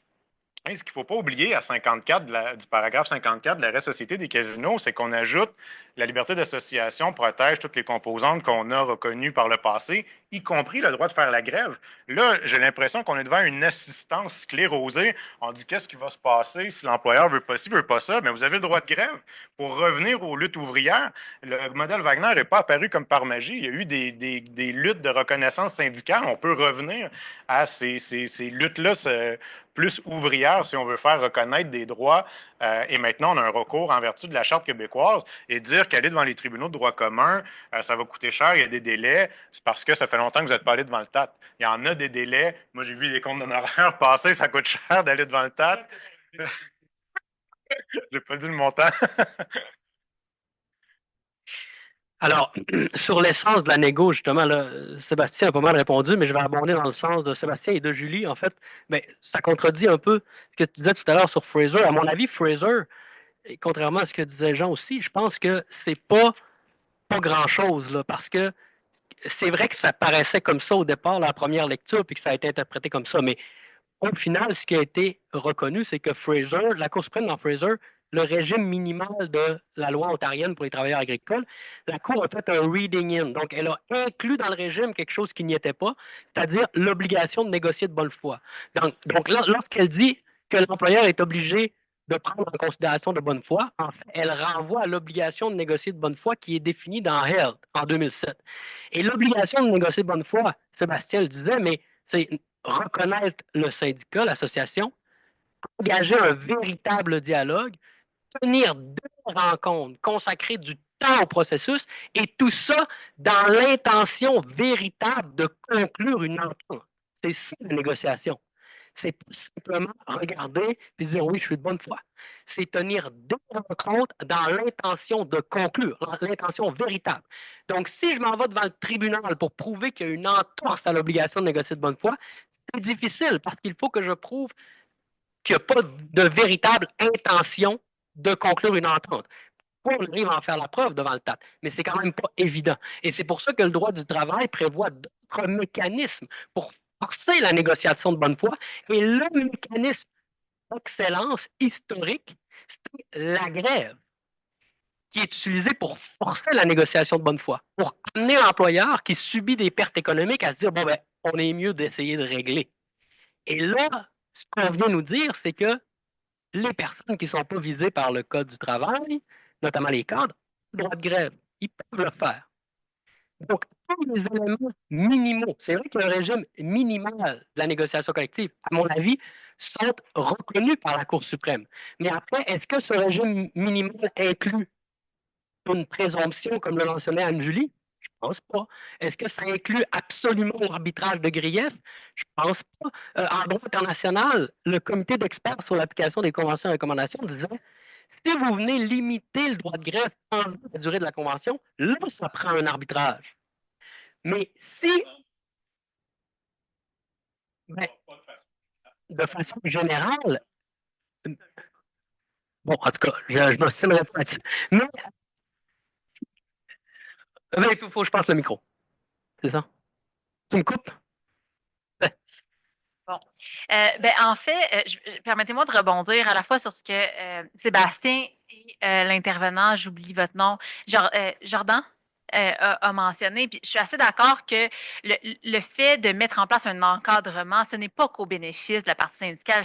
Ça structure les parties, ça crée un moment de paix industrielle, ça interdit, par exemple, le ralentissement d'activité, etc. Mais on nous demande on demande pourquoi on se bat autant pour le modèle Wagner. Je ne crois pas que personne se bat pour le modèle Wagner. C'est que le modèle Wagner est celui qu'on a choisi. Collectivement, nous sommes dotés de ce moyen-là, de cet outil-là pour favoriser la mise en œuvre des droits consacrés à 2D.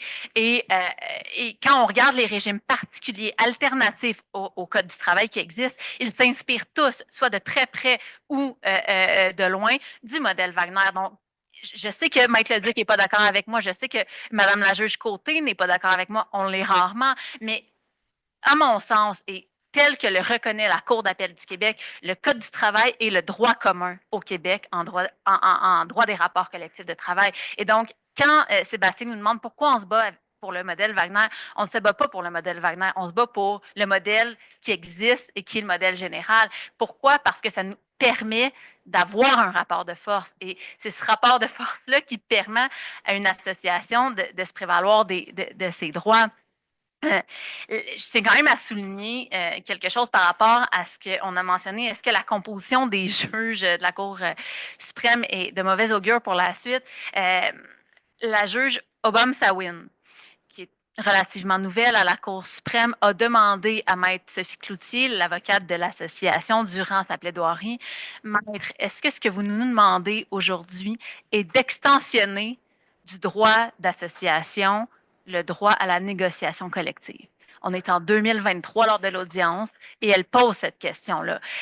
Donc, en ce moment, l'enjeu du mouvement syndical, le plus important, c'est celui de continuer à exister, je pense, dans le contexte actuel. Et cet arrêt-là est certainement pas pour aider. Merci beaucoup. Alors, écoutez, on pourrait continuer la discussion parce qu'il y a beaucoup de matière à discussion.